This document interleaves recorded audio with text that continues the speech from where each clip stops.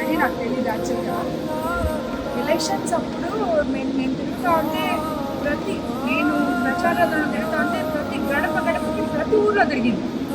ఒక వారం రోజులు చూసి ఈమె ఏంటి ఇంత యాక్టివ్గా తిరుగుతుంది, ఎవరి అసలు పువ్వు అని చెప్పి అడిగితే అప్పుడే చెప్పింది, అమ్మ నేను ఎందుకు తిరుగుతున్నా అంటే నా ఇద్దరు పిల్లలకి నువ్వు చదువు చెప్పిస్తున్నావు, నేను వచ్చి తిరుగుతున్నాను, అప్పటిదాకా నాకు తెలియదు ఇవి అని చెప్పి చాలా కష్టపడింది. నా ఎలక్షన్స్ నేను ఎంత కష్టపడ్డానో నేనన్నా ప్రచారాలు పోయాను. నడిచి ఎండలో 82 పంచాయతీలు గడప గడపకి తిరిగింది నా కోసం.